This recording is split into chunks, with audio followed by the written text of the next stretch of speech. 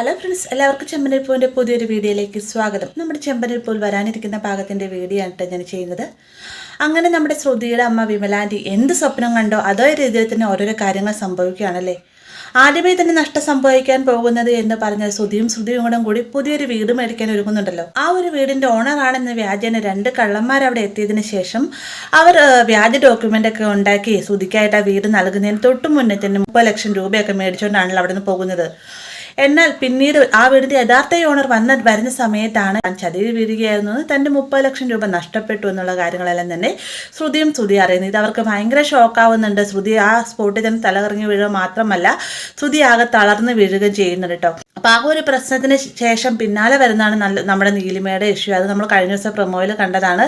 നീലിമ വീട്ടിലേക്ക് വന്നതിന് ശേഷം എല്ലാ സത്യം, അതായത് തങ്ങളിൽ നിന്ന് 30 ലക്ഷം രൂപ പലിശയടക്കം തന്നെ ശ്രുതിയും കൂടെ മേടിച്ചിട്ടുണ്ടായിരുന്നു എന്നുള്ള സത്യങ്ങളെല്ലാം തന്നെ പറയുമ്പോഴത്തേക്കും അത്രയും നാളും തങ്ങൾ എന്ത് മറച്ചു വെക്കാൻ ശ്രമിച്ചു അതെല്ലാവരും അറിയാൻ പോകുന്നു എന്ന് അറിയുമ്പോഴത്തേക്ക് ശ്രുതി ആകെ ഷോക്കാവുന്നുണ്ട്. എന്നാൽ ആ ഒരു സമയത്ത് ആ ഉള്ള തെറ്റുകൾ മുഴുക്ക ശ്രുതിയുടെ തലയിലേക്ക് കെട്ടുവെച്ചതിന് ശേഷം ശ്രുതി അവിടെ നിന്ന് രക്ഷപ്പെടുകയും ചെയ്യുന്നുണ്ട്. അതിനുശേഷം നമ്മുടെ രേവതി അവിടെ എന്തനുഭവിക്കുന്നു, അതേക്കാളും കഠിനമായ രീതിയിൽ തന്നെ ചന്ദ്ര ശ്രുതിയോടായിട്ട് പെരുമാറുന്നുണ്ട്. ശ്രുതിക്ക് ഭക്ഷണം കൊടുക്കാതെ മാത്രമല്ല ശ്രുതിനെ ഒരുമിച്ച് കടത്താതെയും അവരെ തമ്മിൽ സംസാരിപ്പിക്കാതെ വരെ നമ്മുടെ ചന്ദ്ര ശ്രമിക്കുന്നുണ്ട്.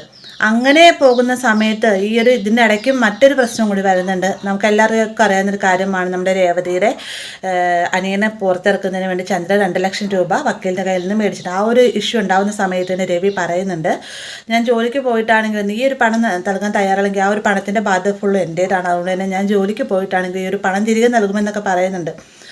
അങ്ങനെ ഇവർക്ക് വേണ്ടിയിട്ട് അപ്പം ആ കൂട്ടത്തിൽ തന്നെ രവി ചെറിയൊരു ജോലിക്കായിട്ട് അന്വേഷിക്കുകയൊക്കെ ചെയ്യുന്നുണ്ട്. അങ്ങനെ കുമാരൻ, അതായത് നമ്മുടെ രവിയുടെ സുഹൃത്ത് മുഖേന തന്നെ ഒരു ജോലി സ്ഥലത്ത് ഒരു സ്കൂളിലേക്ക് ജോലി കിട്ടുന്നുണ്ട്. അവിടെ അക്കൗണ്ടൻസിൻ്റെ കാര്യങ്ങളൊക്കെ നോക്കുന്നതിന് വേണ്ടിയിട്ടാണ് കിട്ടുന്നത്. ഇതേ സമയം തന്നെ ശ്രുതി ആദിയെയും വിമലയും തങ്ങൾ താമസിക്കുന്ന നാട്ടിൽ നിന്ന് മാറ്റി മറ്റൊരിടത്തെ വാടക വീട്ടിലേക്ക് മാറ്റുകയാണ്. കാരണം അവരവിടെ നിന്ന് കഴിഞ്ഞ് കഴിഞ്ഞാൽ തീർച്ചയായിട്ടും സച്ചി, രേവതി എന്നിവർ മാത്രമല്ല ആദിയെ ദത്തെടുക്കാൻ ശ്രമിക്കും. അമ്മ ചിലപ്പോൾ സത്യങ്ങൾ മുഴുവൻ ഇവരോട് പറയാനുള്ള സാഹചര്യം ഉണ്ട്. അതുകൊണ്ട് തന്നെ ആദിയെയും വിമലാൻ്റെയും ശ്രുതി അവിടെ നിന്ന് മറ്റൊരിടത്തെ വാടക വീട്ടിലേക്ക് മാറ്റുന്നുണ്ട്. ശേഷം ആദിയെ സ്കൂളിലാക്കാൻ പോകുന്ന ആ സെയിം സ്കൂളിൽ തന്നെയാണ് കേട്ടോ രവിക്കും ജോലി കിട്ടുന്നത്.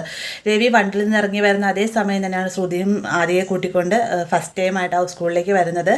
രവിനെ കാണുമ്പോൾ തന്നെ ശ്രുതി മാറി ഒളിച്ച് നിൽക്കുകയാണ് കേട്ടോ. അങ്ങനെ മൊത്തത്തിൽ നോക്കിക്കഴിഞ്ഞാൽ നമ്മുടെ ശ്രുതിയുടെ കഷ്ടകാലം ആരംഭിക്കാൻ പോകണം. അപ്പോൾ ഇങ്ങനെ ഒരു ഭാഗം നമുക്ക് വരാനിരിക്കുന്നതാണ്. വീഡിയോ ഇഷ്ടമായ ലൈക്ക് ചെയ്യാനും കൂടെ ചാനൽ സബ്സ്ക്രൈബ് ചെയ്യാനും മറക്കരുതേ.